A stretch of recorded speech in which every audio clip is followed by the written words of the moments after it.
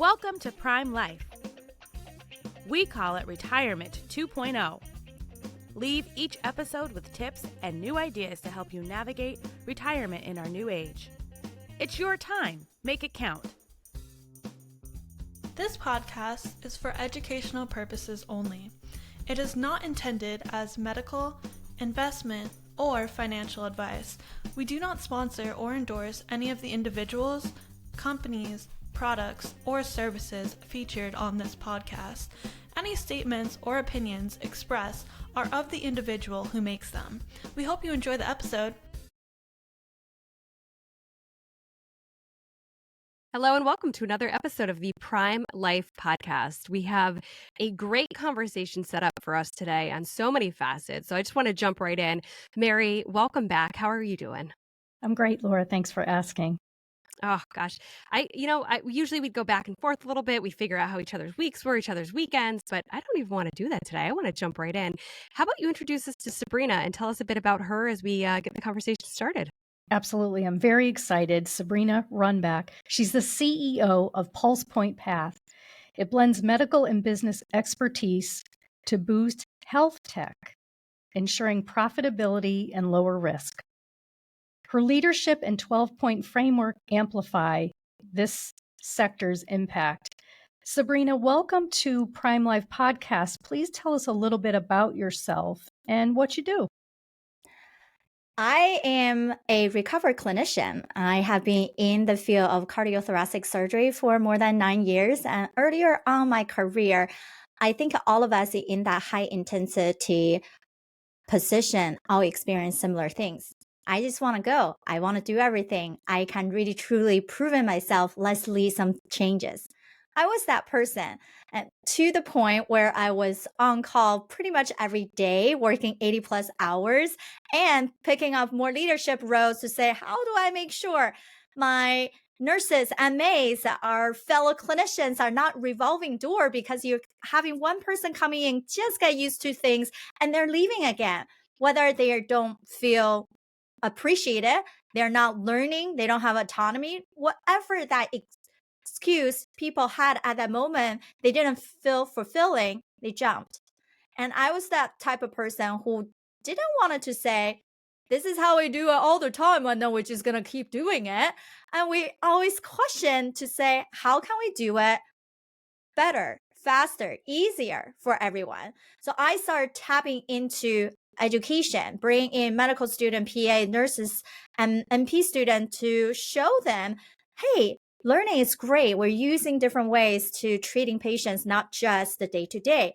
But it's not even enough. I start running CME events in hospitals, local chapters, and then start become a professional speaker, going around the world to speak on those specific topics, because my background is actually in neuroscience and public health before I got into medicine.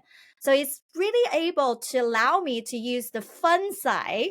And then guess what? I'm also a music major back in college. So all the fun things that I'm able to do from all those years of not saying, oh, why did you get all those masters and degrees, right? Why did I get 2 bachelor, 2 master later, right? The bills. And I think all of us have that acolyte. Do I just keep going? Do I climbing higher? But once we start climbing higher, what does that truly mean for us? Is that fulfillment? Is that satisfaction? Is that stability? Is that freedom? How do we define that? That really took me on that journey of learning more about myself and seeing what I'm doing is not truly who I am. The waiting for people to come to see me in a hospital is not enough. I can create better impact, bigger impact. And what I end up doing is tapping into, like, what are we all doing here?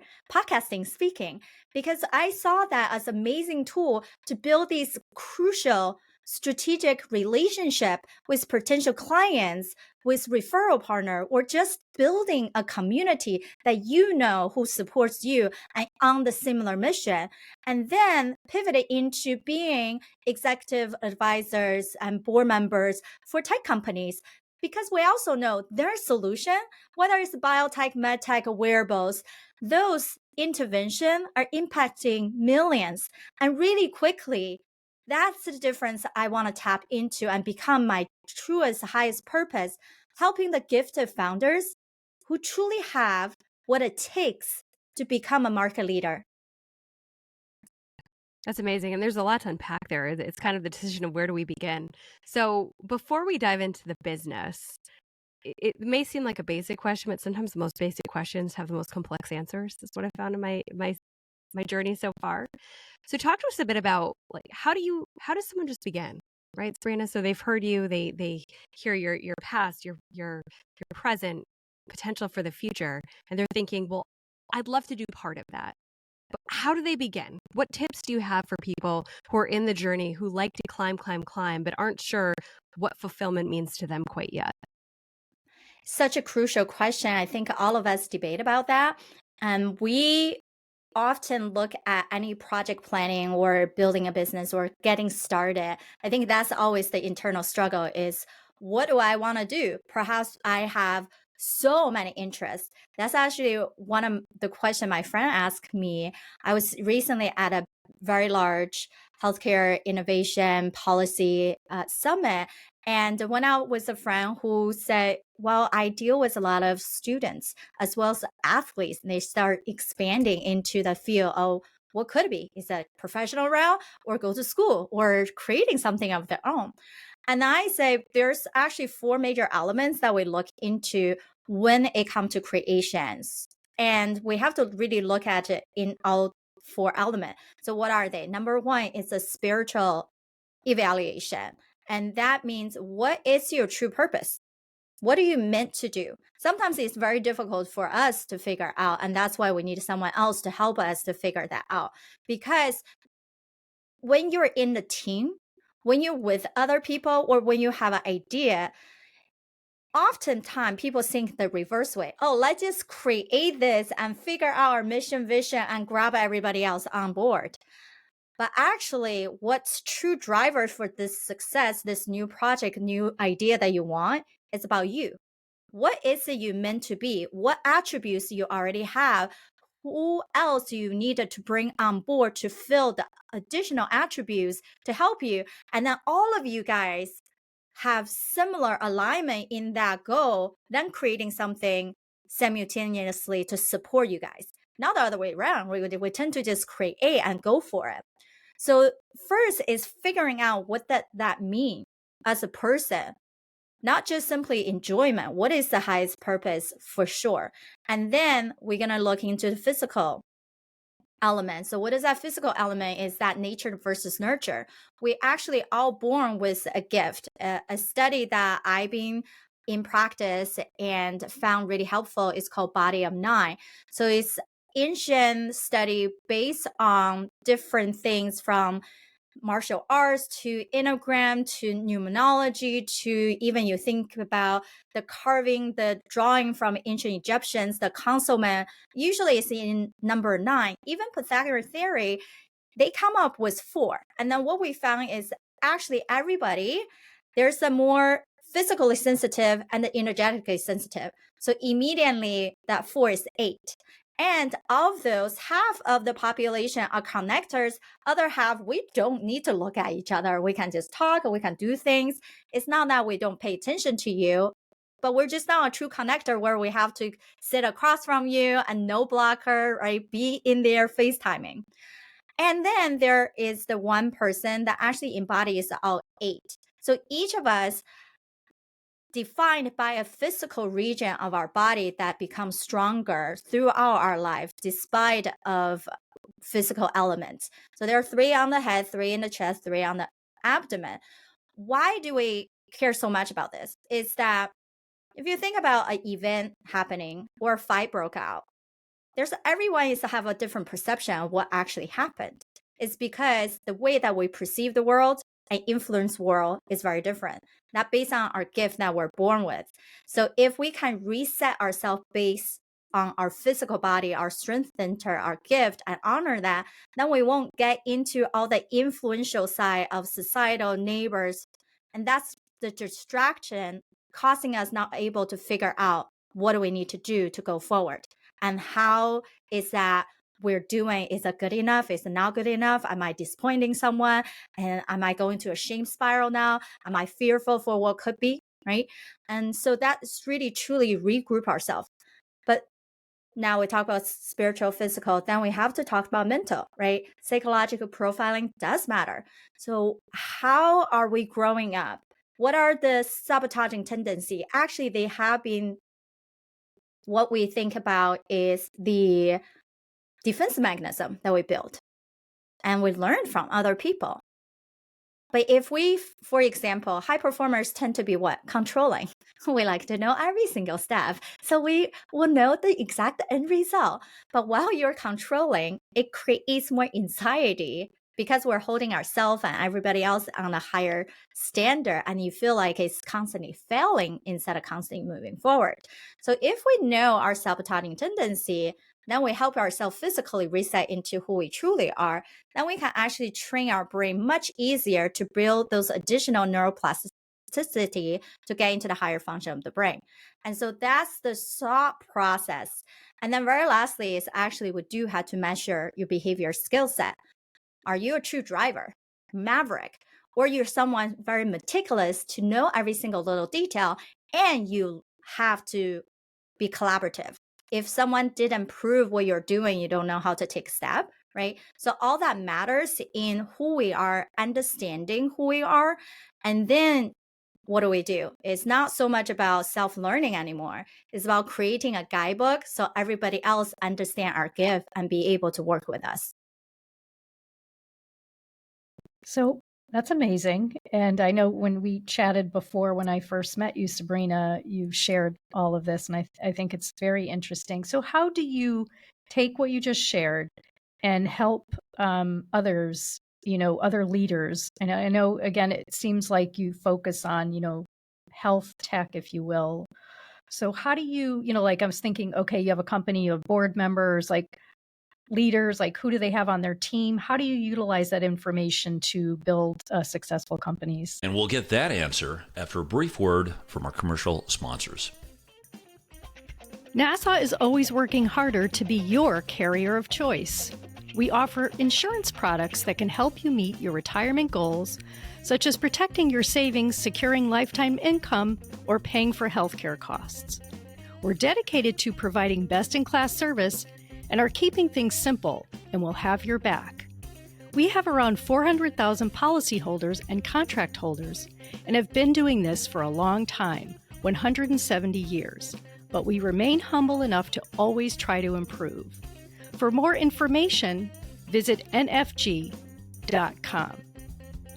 Nassau insurance products are issued by Nassau Life and Annuity Company of Hartford, Connecticut, Nassau Life Insurance Company, East Greenbush, New York, or Nassau Life Insurance Company of Kansas, Overland Park, Kansas. Subsidiaries of Nassau Financial Group. Products are not available in all areas. Policyholder counts are for all Nassau companies as of September 30th, 2022, and are subject to change. Yeah, I think it's very important for both the individual and the leader.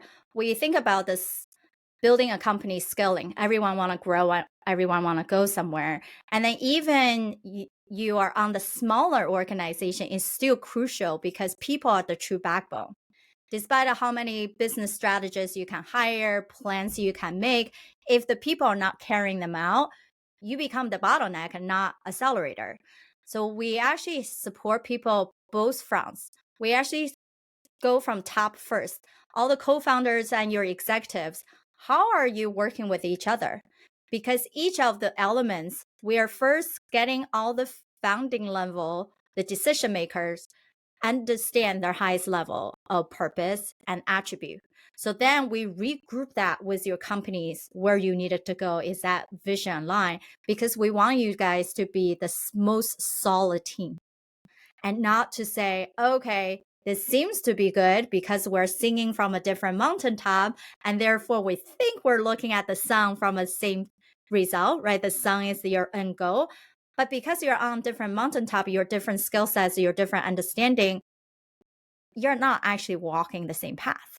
And that's the majority of conflict when you have manager levels or team members to say, I don't know who to listen to anymore, right? And then we also tap into all these different elements to say, okay, which natural number you have for body of 9? How come you tend to be only care about things when it's so meticulously lined out for you versus other people see the big picture, right? So how we can help each other and talk into each other's language. And then we're able to move forward together. So it's about how do we better balance each other's team and saying when we create and especially hiring, we can give people, everyone a predicted index. And then to look at, are you filtering, harmonizing the team that you already have? And therefore, we are with the goal to say everyone play in their genius zone. We want to make sure that you're actually functioning in your highest. And then when you're not so good, we probably can find other people who are actually great at those elements, right? From a behavior understanding and tactful side. So then everyone is enjoying this work and everyone become more self-motivated without having to be chased after to say, you say you're going to do this and we have project manager and now we're delayed, right? And that's how we create, both from make sure your team is already up leveled from a senior level. And then as you start filling other components, what does that make most sense? What type of personnel should fit the rest of your team? This is great. This is fascinating. For our listeners who are following along in the conversation, how would you describe an ideal client? Like, what is the type of individual or business who would come to you to seek your service? We primarily work with people who are more established. So they're outside the pre-seed funding zone. They have a minimal viable product already. And it could be as interesting as a new dementia educational platform. And they already be in many different employers or nursing homes and people testing. And they're at a place of, hey, we're doing good now. Like we're finally making progress, but we don't know how sustainable or how big we can grow. What do we have to do now? Or the strategies that seem to have worked before now is plateauing. And some people just, you need to help me. I don't even know where to start. And I think it's a lot of burden when it seems to come from the creator of people. People has been in research or people have been running larger organization. And when they put it into a startup environment where everything is on them, it's very difficult to figure out what needs to be done. So we want to remove that burden completely from them to assess the viability of the entire infrastructure, as well as the sustainability of their high-level decision makers. Then we can predict the profitability of that company to truly give a strategy for scalability. So that also helps with our partners who are in investing. So the angel investor VCs will come to us to say, hey, Sabrina, with your team, can you bring your board members to really quickly validate this company before we invest in them to reduce their risks? Because we know more than 80% of startups actually fail. And 60% of investments actually doesn't come into anything. Only about 10% actually become more bigger output. So we wanted to make sure that we're not just get so excited with the idea and people putting all these billions of dollars into it. The market is saying going to 700 billion by next year. So it's a crazy amount of interest in the industry. But how do we actually truly create the product and services to truly create the positivity with our end user, who are our patients, our caregivers, and make their life easier and not just throwing money because it's a good idea? So Sabrina, I'm going to take our conversation in a slightly different direction. Very interesting. A lot of ideas are going through my mind, but I want to take it in the direction of, with your diverse background in healthcare and entrepreneurship, how has this experience equipped you to identify promising health tech solutions. You mentioned the number of startups or scale-ups or just companies that, fail and whatnot. So for our listeners, the 55 plus group, maybe it's their for themselves, maybe it's for their family members. How should they go about perhaps thinking about, what they should trust in a product or service as it relates to health tech? It's definitely a difficult conversation to have because there are so many things popping out there. And oftentimes, tech founders are not great at speaking about their product in a value sense way. As I mentioned, I was just came from Vive in LA, and I interviewed 30 founders for a TV network, actually specifically for caregivers. And that was one of the goal is that how do we help people to decipher the information? And one is sometimes you can't even know about these things unless you ask your physician. And some of the question going through your mind is like, number one is what's available. And as our aging population getting more and more, there's actually a huge influx for caregivers to support the aging population. And so we know caregiver burnout is huge. So we have resources out there, people actually tracking these things, providing resources, and whether they're targeting to employees or organizations or physician group, large hospitals, there are existing. But what we need to know is actually finding out the resource out there. There definitely, if you think about traditional healthcare conferences, that's the huge push is bring the patients, caregiver in the room while your innovation is creating, get them at the table. It's no longer, we've been fighting for physician at the table for a long time. Now it's about the push of getting the patients, a caregiver at the table. Because if they're creating things that are not going to be used by the end user, the patient's a caregiver, then all this money and time and energy went to waste. So one thing is ask a lot of questions. See what your connections, your community, and what your clinicians actually know about it.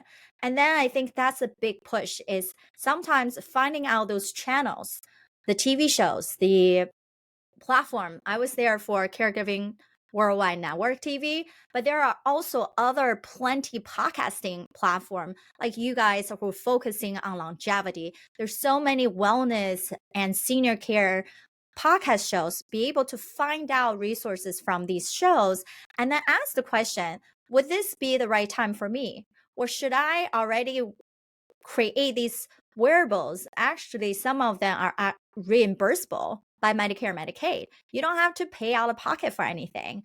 And some of these applications for caregivers is also zero cost to them because they're trying to build it as an employee membership. So ask your even organizations, or if you are the owner of an entity, then you should start thinking about how do you want to make sure that your staff is being properly supported and so they can return to work quicker while you're not worrying about their families at home or in a hospital or a nursing home.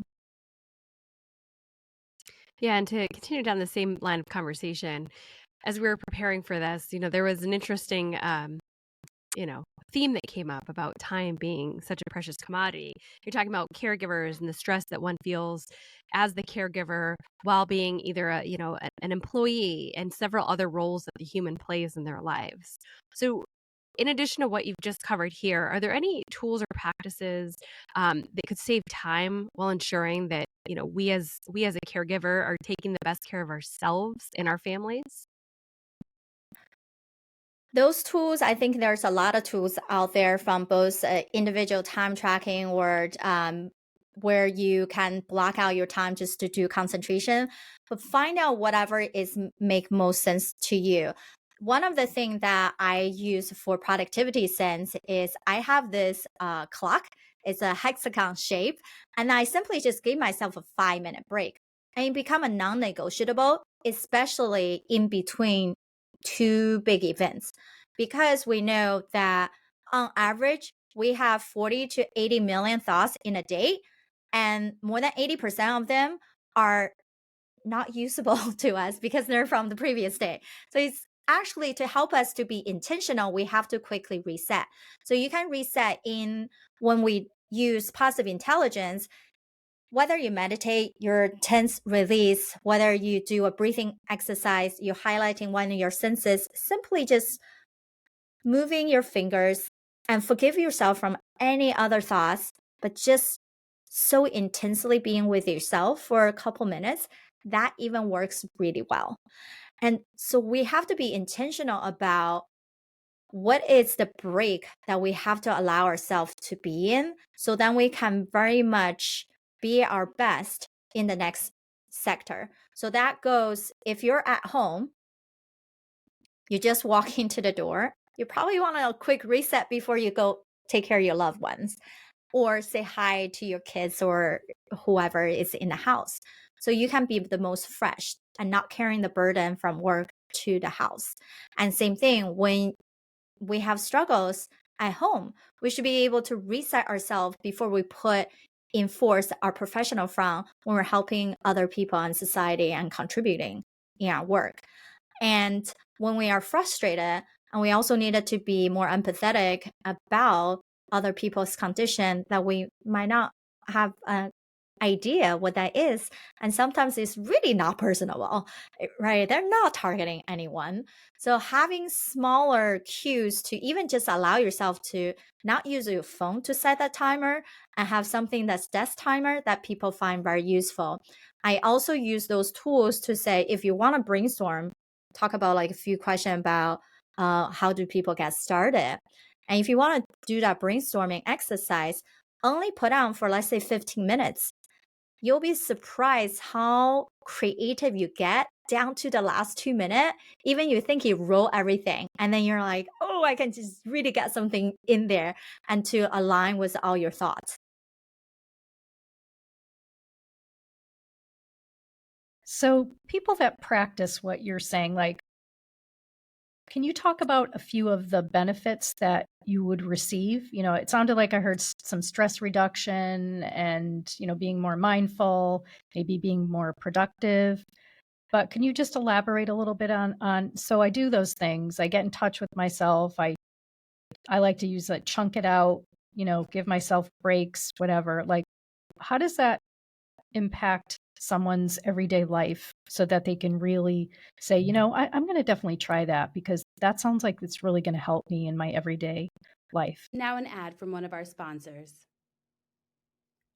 Remember when you could trust the news? Well, then check out Walter. Walter is the free, no-nonsense newsletter for grown-ups that comes to your inbox 3 times a week. From current trends, aging in place, travel, retirement, and everything in between, including a dash of pop culture trivia and throwbacks, Walter is a great way to start your mornings and to stay informed. Oh, and did we mention that it's free?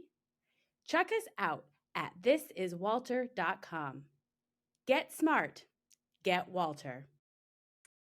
For the positive intelligence exercise, the mini mindfulness one, the 2-minute ones we say, studied by thousands of people across entrepreneur, athlete, and students. If you do that for 6 weeks, they see 30% increase in productivity and 20% less in employee being sick, missing out, and improving in sleep as well. Because what we're saying is you create 100 tiny positive moments throughout the day.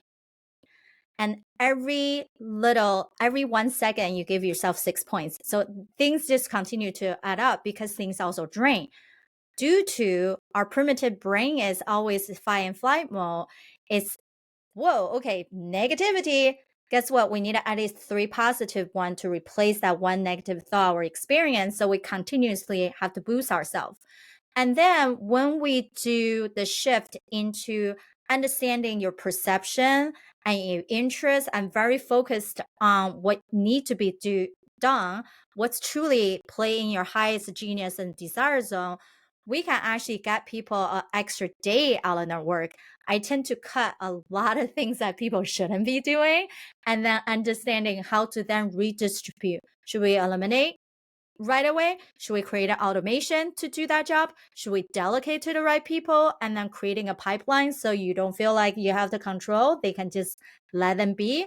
Or when it comes down to just you, sometimes we have to intentional procrastinate because it's not going to produce us result right away. We have to focus on something else to actually time block and do the thing. So all those combination is about playing at the highest and creating additional joy, space, and health in our life while we are gaining a level of freedom. And my level of freedom is actually people freedom, location freedom, and financial freedom. And then some other people tap into time freedom, activity freedom. And so if we know exactly what we like or what we care about, then the decision making is a lot easier.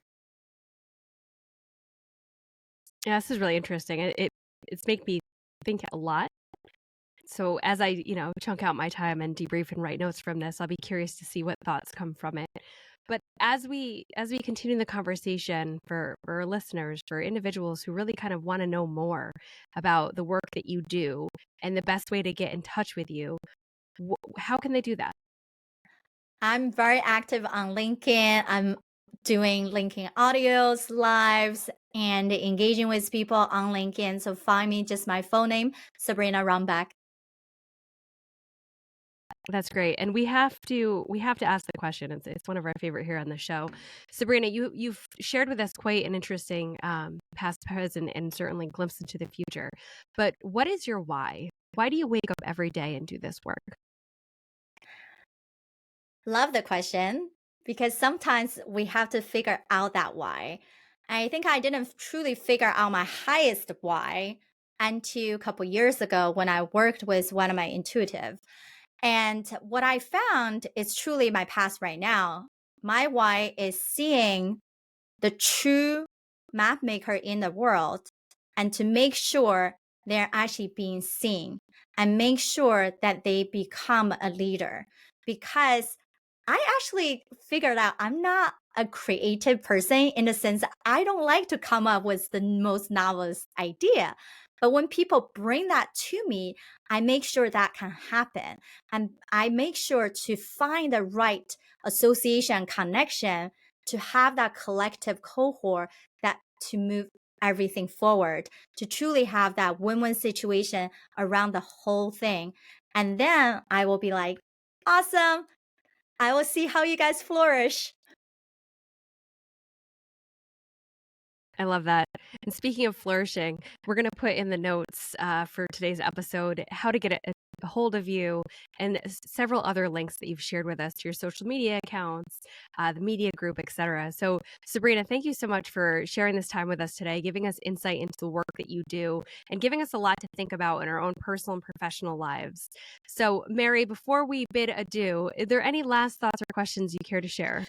I would just say what I'd like to share is based on your medical background, like why aren't more individuals, this is a loaded question, so bear with me. Like why don't more individuals in the healthcare, that are their education is derived from a traditional healthcare background, why don't they kind of think about these things and why don't they share these ideas with their patients? But maybe that's for another episode, but it's just a big thought that I have. It's such a crucial thought. It's a thought that I think we all struggle with is the medical system has been the same for many years.